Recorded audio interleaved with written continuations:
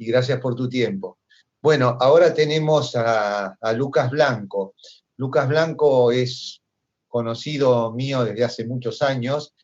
Yo los conozco a toda la familia desde que el más pequeño, el adolescente, digamos, que tienen ahora, y realmente es una familia que le tengo mucho afecto, pero Lucas es una persona también muy comprometida con lo que tiene que ver con los medios sociales de activación del reconocimiento del autismo, del reconocimiento de leyes por el autismo, y fue una de las personas que trabajó junto con Adriana Puchetti y con otros grupos en lo que tuvo que ver con la ley de autismo. Pero Lucas es padre hoy de un adolescente, entonces junto con Marisa fueron padres que lucharon mucho y que trabajaron mucho y que yo los vi desde muy temprano. Y quería que nos medieran más que su visión desde todo lo político que han hecho políticos desde el punto de vista de llevar adelante cosas para hacer visibilización en la sociedad y las leyes, que me hablen un poco, o me hable un poco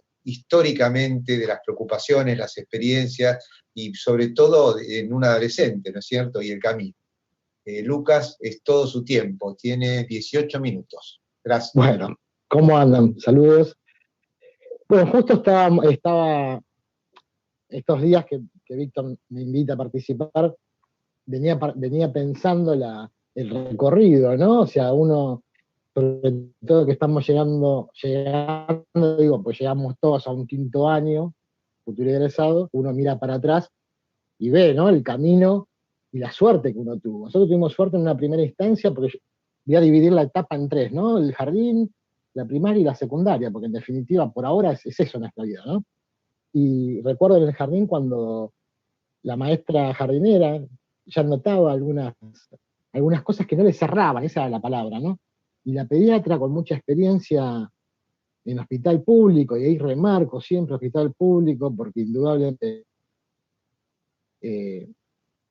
la mayor experiencia se encuentra ahí, en esos lugares, nos pedía que hagamos interconsultas con diferentes neurólogos, y siempre era caer en lo mismo, ¿no? Que había que esperar, que era varón, que los varones estaban un poquito más no en hablar, pero sí en caminar, bueno, lo que ustedes deben conocer. Y después de estar totalmente agotados, y ya creo que en una quinta instancia de consulta, que lo teníamos por obra social. O sea, ¿qué quiero decir con esto? Fue un poco la suerte y la casualidad, ¿no es cierto? Y yo estoy casi convencido, lo decía ayer en una nota en la radio, creo que fue el segundo encuentro, ya nos arrojó un diagnóstico. Y acá me paro.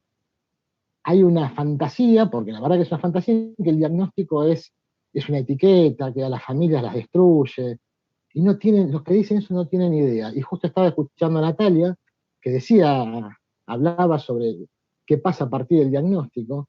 Ustedes no tienen ni idea cómo se organiza la vida, cómo uno, supongo que hay familias que en una primera instancia les puede caer, como muchos dicen, como un garrotazo en la cabeza. A nosotros no nos pasó, pero reconozco que hay muchas que pueden pasar por esa situación, pero la vida se organiza de otra manera. Bueno, ahí entramos en un mundo diferente para nosotros, que era conocer lo que es una APND o una maestra integradora, o vamos a resumir en un acompañante en el colegio. Era algo totalmente diferente. En ese jardín que él iba, era la primera vez que iba a aparecer ellos le dicen un privado adentro de un establecimiento. Pasamos el jardín, llegamos a la primaria. Acá tengo que hacer sí o sí un paréntesis, que mi mujer en este sentido fue ella sola.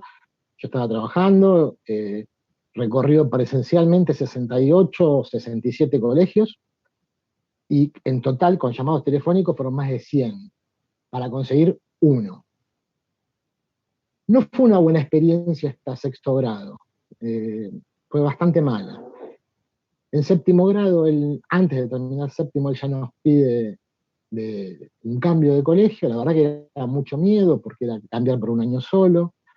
Después pensar en el secundario. ¿Por qué cambiar por un año solo? Porque lo que estábamos buscando ya era un colegio público, en lo privado no había mucha apertura, y la verdad que fue una experiencia extraordinaria. Incluso él termina su séptimo grado en términos prácticos yendo solo. en términos burocráticos con una acompañante que fue presentada como un auxiliar docente, que en definitiva fuese el rol que hizo, y llegamos a la secundaria. Y en la secundaria, él va solo, transcurrió sus 5 años o 4 años y pico que van ahora, solo, y la verdad que notamos, yo he escuchado a muchas personas hablar, sobre todo de organización Asperger, de la Liga Asperger, de lo que se siente cuando van acompañados, ¿no es cierto? Y es un relato en primera persona, y yo hoy lo vivo todo el tiempo me lo recuerdan. Cuando hay algún enojo me dicen, vos y mamá me mandaban al colegio con un acompañante cuando todos los demás iban sin ese acompañante. La verdad que es un tema a veces a replanteárselo. Pero ¿a qué voy?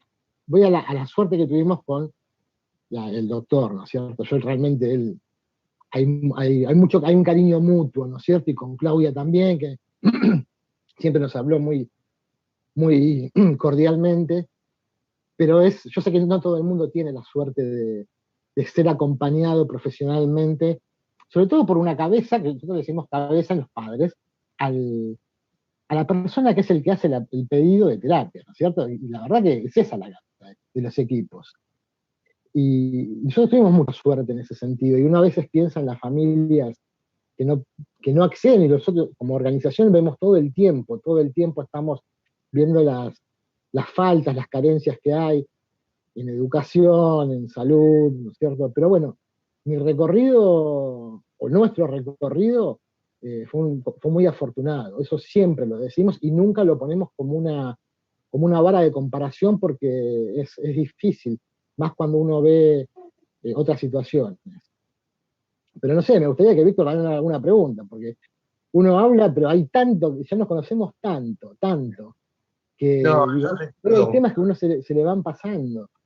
yo recuerdo muy bien, yo recuerdo la primera consulta con ustedes, así que fue muy, muy interesante, muy, muy apasionante, muy, muy empática, porque Marisa con una sonrisa tomó esto, Sí, y lo tomó como, bueno, esto es lo que nos toca, esto es lo que hay que luchar. claro, Obviamente que hay momentos para cada uno, y esto es así, hay momentos en que la familia lo puede tomar así, después de haber visto por ahí 6 o 7 personas, hay momentos que lo puede tomar en forma defensiva, hay momentos que lo puede tomar como una negación. Yo he tenido pacientes que me he encontrado caminando por la calle años después, y me dicen, doctor, usted tenía razón en lo que me dijo, pero yo no estaba preparado para recibir esa información. Y eso claro. también es cierto. Ahora, yo no puedo medir, puedo medir, pero no puedo perder el tiempo. Yo no puedo tomarme un año para ver en qué etapa psicológica está la familia, por ejemplo. Entonces, sí tengo que ser empático, sí tengo que no ser agresivo, sí tengo que ser cuidadoso, pero esto es un poco, poner el nombre del problema no es una etiqueta. Etiquetar es poner la etiqueta y dejarlo ahí tirado en un lugar como cualquier saco o pullover. Poner un nombre es decir, esto es lo que tenemos que hacer, esto es lo que tenemos que lograr, estos son nuestros objetivos, y punto. Y es como digo siempre, pongamos el objetivo, hagamos la línea. ¿Queremos ir a Mar del Plata? Bueno, yo sé cuánta nafta tengo que gastar, cuánto voy a gastar en el peaje, cuántos kilómetros son, si voy a cambiar. Es lo mismo, este es un camino lleno de cosas impredecibles, que le corten la Sí, sí. ruta, que tengan un montón de cosas. Yo no sé cómo fue, por ejemplo, las primeras veces que ustedes empezaron las terapias, ¿cómo lo sintieron? No, sentimos que veníamos haciendo todo mal, porque yo recuerdo, este es el mejor ejemplo, ¿no? Creo que fue la primera o segunda vez que vino la terapeuta, la psicopedagoga, que el gran problema que tenemos es, bueno, como todos, ¿no? Las frustraciones. Entonces, una de las cosas que más frustraciones generaba en ese momento, a los 3 años y medio, era apilar bloques uno arriba del otro y esperar que se caigan para generar la crisis. ¿Qué hacíamos? Tratábamos de que no apile bloques, escondíamos bloques, era una cosa terrible. Cuando viene la terapeuta, yo vuelvo a repetir, no me acuerdo si fue la primera o la segunda vez, lo primero que le hace hacer es apilar bloques. Y fue fantástico, realmente fue fantástico, porque fue una experiencia que yo creo que fue una semana tratando de generar esas situaciones, lo que aprendimos nosotros, primero fue fabuloso, pero aparte, cómo se rompió la inflexibilidad. Ahí empezamos a aprender. Dijimos, no, entonces estamos haciendo todo mal, estábamos haciendo todo mal, nosotros evitábamos situaciones de crisis, y lo que había que hacer en esa primera instancia era afrontarlas. Pero bueno, los tratamientos suelen ser así, a veces, según dónde se den, también nosotros, cuando empezamos nosotros era 1-a-1 en domicilio. O sea, no estábamos expuestos a un viaje, quizá ir a un consultorio, terminan más cansados, son más chicos. En ese momento yo no sé bien cómo es en este momento que se están dando todas las terapias, pero bueno, tuvimos la situación óptima. Y algo que yo quería, más que nada, porque seguramente hay muchas familias, es el acompañamiento, como usted nombraba, los grupos de padres. No importa qué grupo, el que sea. Lo importante que es para transitar el camino, la contención que brindan los grupos de padres son muy importantes. Llámese como se llame. En el caso nuestro, bueno, es un grupo muy activo, ¿no?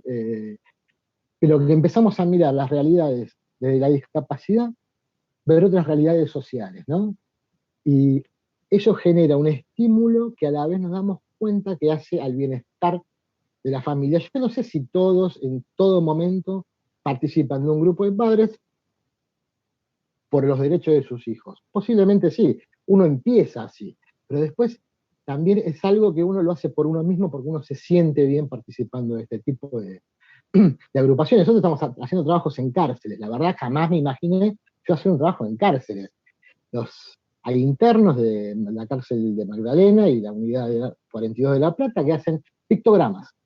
Y el otro día, no sé qué mamá fue a un hospital, creo que fue de Quilmes o de Avellaneda, y se encontró con pictogramas hechos por personas que están privadas de su libertad, ¿no? Eso, o estamos con un proyecto, no, hay una asociación que recupera material electrónico, y en esta época de pandemia, el año pasado, se entregaron un montón de computadoras recicladas a muchos chicos. O sea, bueno, ¿qué quiero decir con esto? Que los grupos de padres son, entre comillas, una medicina para nosotros. No sé qué. Sí, sí, yo creo que muchas veces no valoran los grupos de padres, muchas veces no se tiene en cuenta la utilidad que tienen para otros padres, y otros padres a veces pasan por etapas de querer estar o no querer estar, pero también es el valor de lo que los padres ponen por los otros padres. Yo esto lo digo digamos, con mucha admiración. Cuando una madre, además de ocuparse de su hijo, además de ocuparse de su familia, ocupa un espacio para acompañar a otras familias, eso tiene un valor muy grande. Y lo que yo veo de la asociación de ustedes es que se ocupa sobre todo de los que menos tienen. A mí me tocó dar una charla, no sé si en el penal de Magdalena, fue vía Zoom, y realmente, a ver, uno siente que está recibiendo cosas también de personas que están privadas de la libertad, que a lo mejor están seguramente privadas de la libertad porque les corresponde estar privadas de la libertad, pero que también tienen necesidad de dar y que se sienten útiles. Y ese video que me mandó el otro día, de la gente hablando de autismo, leyendo, a veces con dificultades para leer, pero leyendo sobre lo que es el autismo, y hablando orgullosamente de lo que habían hecho, que eran espectaculares, porque era todo material para chicos de bajos recursos. Y yo lo decía antes, creo que el trabajar para gente de bajos recursos es fundamental, porque no todo el mundo tiene Zoom, no todo el mundo tiene 20 horas por semana, no todo el mundo tiene obra social, y los que tienen muy poco tenemos que tener un paradigma nuevo. Hay que buscar un paradigma para la gente de menos recursos, porque podemos luchar porque todos tengan 40 horas por semana, pero si uno se da cuenta que eso no está llegando, me parece que tenemos que buscar alternativas. No sé qué opina usted, Lucas, que está en esta movida tan grande desde hace años. No, sí, o sea, eso y es angustiante. Estamos incluso en este preciso momento, hoy, entre ayer y hoy Marisa está haciendo el tema, con una situación espantosa, no importa cuál, porque hay un tema legal en el medio, está interviniendo un juez y no lo voy a decir. Pero bueno, sí, es complicado.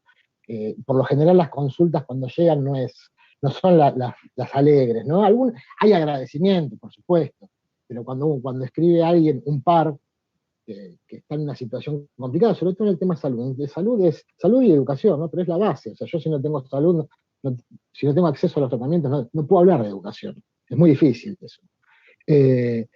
Entonces, bueno, no es para cualquiera. Hay cosas que hay momentos en que hay que aflojar, hay gente que se va y después vuelve, porque bueno, no es tan sencillo. Pero lo del tema de las cárceles, todos tenemos yo digo nosotros porque creo que la gran mayoría del grupo, esto lo hemos hablado en algún momento, pensamos que también la gente sin oportunidades, y no hablo de todos los que están presos, no han tenido oportunidades, hay de todo, ¿no? Los que están presos, la mayoría son pobres, vamos a partir de esa base. También consideramos que son, claro, los consideramos parte del colectivo hasta de la discapacidad también. Si yo me voy a agarrar el Código Civil habla que en realidad la que discapacita es la sociedad.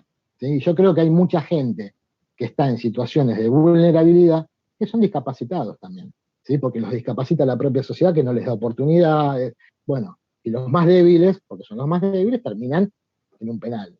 ¿Sí? Pero bueno, esa es nuestra mirada, que a veces no es la mirada más agradable, ¿no es cierto? Hay gente que no le gusta quizá escuchar lo que yo estoy diciendo, ¿no? Pero bueno, nuestros grupos son así, son un poco rebeldes en este tipo de situaciones. Está bueno porque la idea es que opinemos y que nos escuchemos. Así que incluso en este tipo de cosas en las cuales uno puede decir, bueno, no tuvo la oportunidad, pero tuvo una actitud delictiva, hay que darle una rehabilitación sin ninguna duda. El tema es que la cárcel no es rehabilitatoria, esta es una realidad. Ahora, tampoco puede estar suelto en el concepto de la libertad absoluta por el riesgo que significa para otras personas, ¿no es cierto? Y sí, totalmente. es la solución. Yo realmente no la conozco, no soy especialista en el tema tampoco, pero bueno, yo le agradezco mucho que haya compartido con nosotros este espacio y que estemos juntos trabajando, y ahora va a seguir